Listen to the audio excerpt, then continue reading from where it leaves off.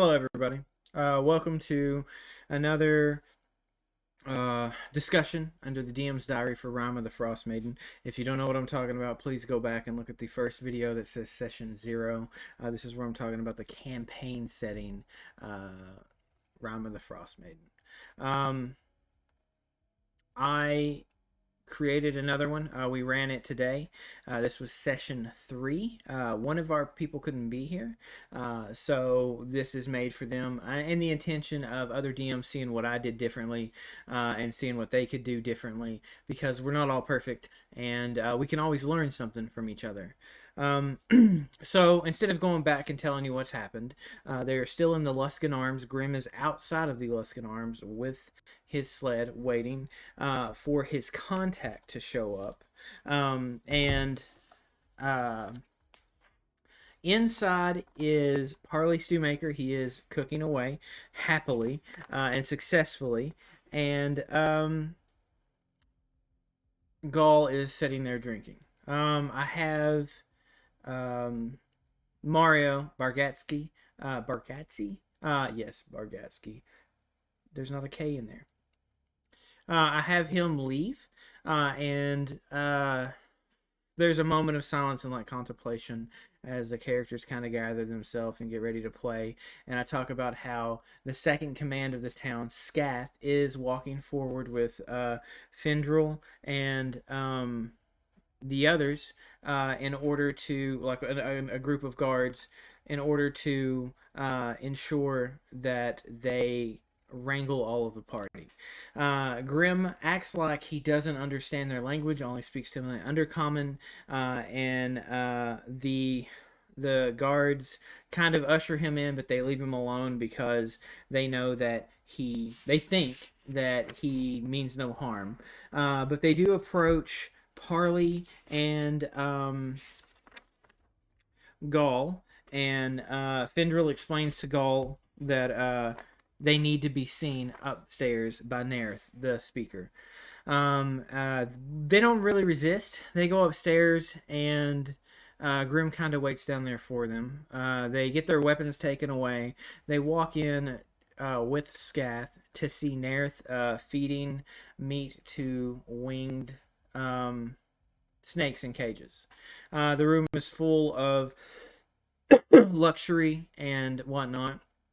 And he starts to question them and asks them to remove their clothes. When they inquire why, he says that he is looking for a special mark. There is a group of people here that have been causing him problems. They kind of sort of talk their way out of it, and then Scath takes Parley out of the room, or starts to take Parley out of the room, and then that's when Grim shows back up and pretends that he just wants some soup made. Right?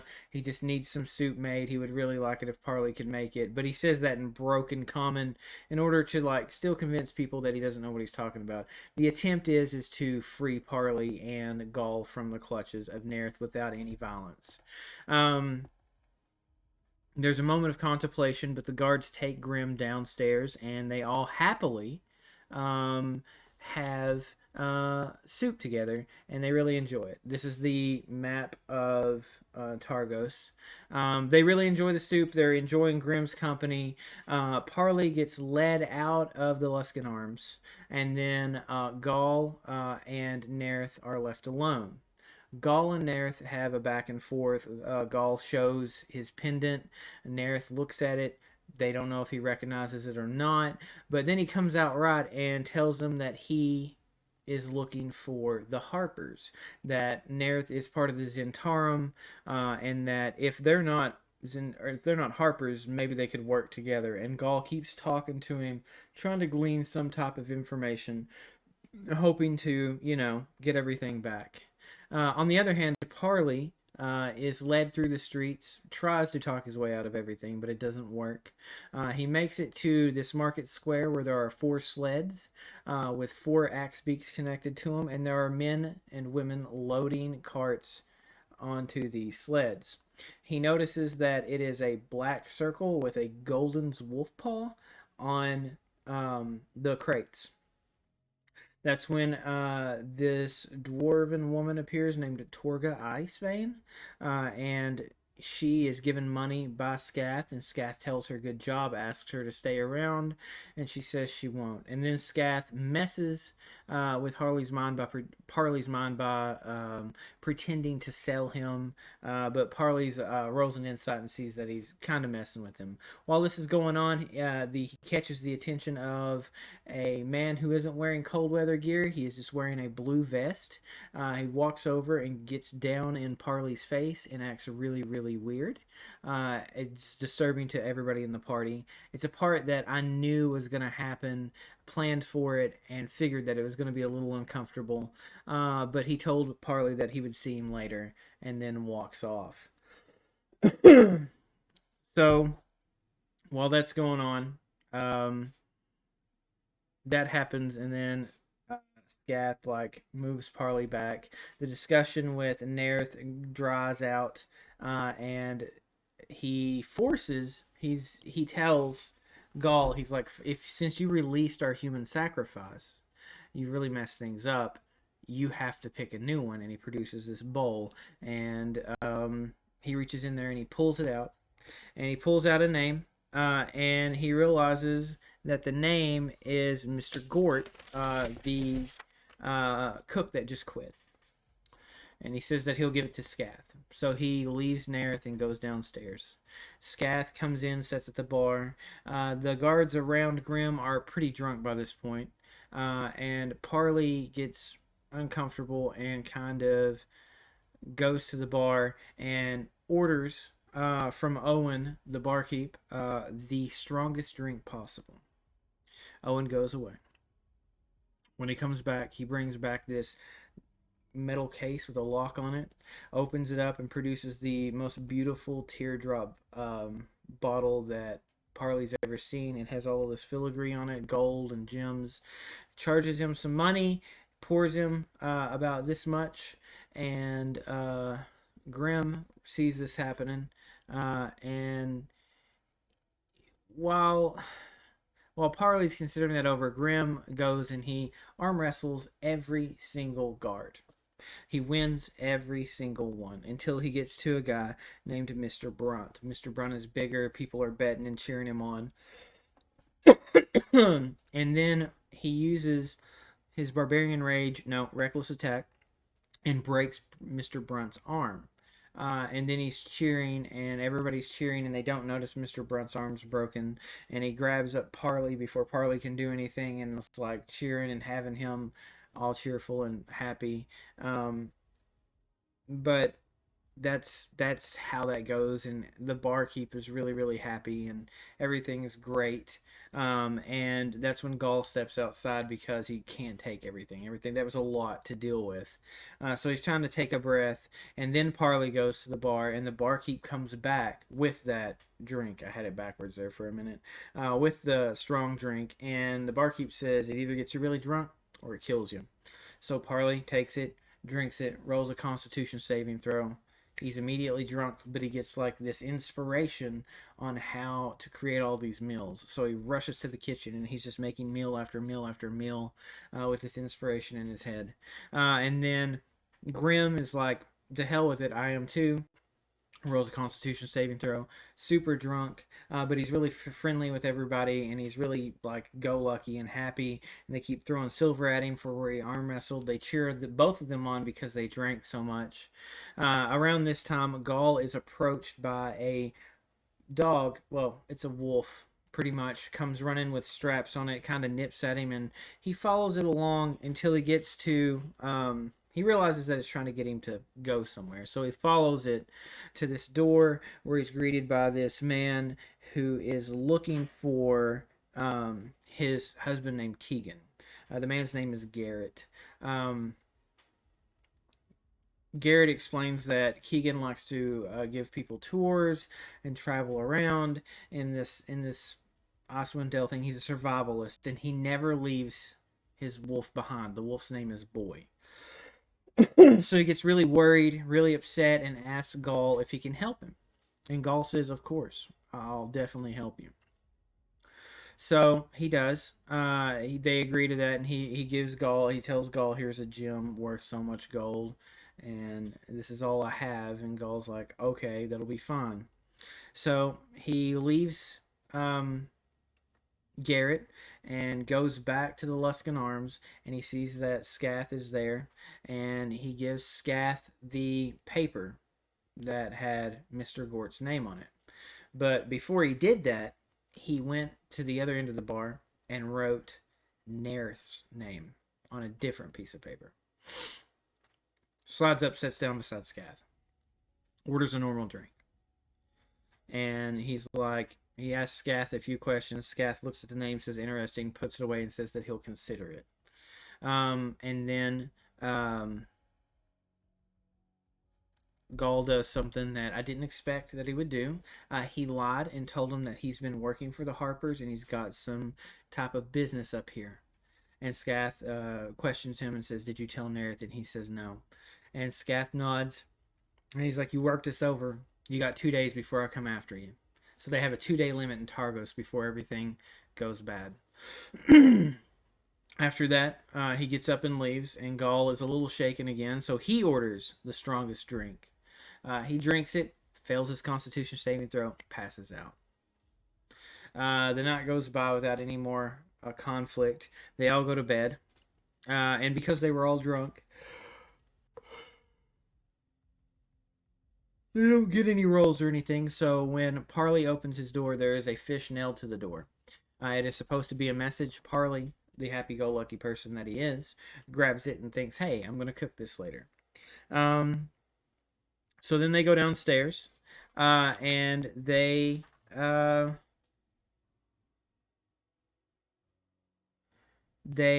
decide that they have one other thing to do, and they had to go to the floating hammer.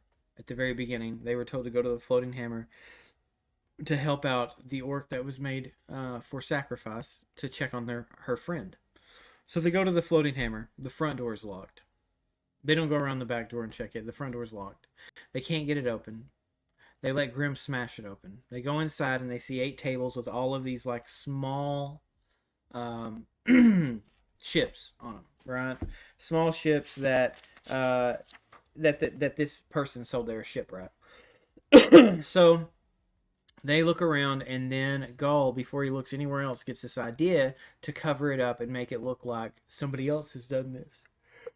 Oh my goodness. So he tells Grim to smash up the place, writes a note, and Parley, shaken by this, goes into the back room. He investigates. He finds one room. It looks like there was a struggle, some spilled ink, and there's a Harper pin on the floor. Gull panics, throws the Harper pin into the fireplace. They go to the other room, and they find a murdered male with stones where his eyes should be. He's stabbed in the chest, and there's a frost bite kind of around the hole. It's like cold. They kind of panic and they don't know what to do, realize what's going on. Parley goes into the back room, finds a back door, realizes that on the other side is Hilm Trollbane. She had come also to check on her friend. When she comes in, she realizes what happened. They realize that they're all in danger, so they leave immediately. At this point, they decide to leave Targos, but Gull, knowing that the dog, whose name is Boy, reminder, that Boy would be very helpful, he takes him with him. So they leave the place, and they start their travel, and they had 2 choices. The first choice was they could spend 24 hours going straight through the tundra to get to the mountain to save Keegan. Now, they could do that, or they could follow the road around and pass through 3 towns, where they could then reduce the 24 hours to 14. They do a little discussion. They decide the road's the best way, which is fine. I didn't expect them to do the tundra. I actually didn't expect them to make as many enemies in Targos as they did, but Targos is now a little hostile. So when they leave, they're traveling. Grim is up looking around, and because he's up in the sky, he notices two flying figures, and he realizes that they're coming for him. He rolls a survival and knows that two peritons are coming at him. These are creatures that kind of look a little messed up, and on top of that, they're only hunting for the heart of a humanoid, right? They only want that so they can go and mate. The other thing about peritons is that they're going to get an easy target if they can, or they're going to make sure um, that uh, the person that they attack will die immediately. So they're traveling out in the snow. They see the peritons, and Grim flies down, tells them, flies back up, and he's like, "You guys are bait." They fought the Peritons.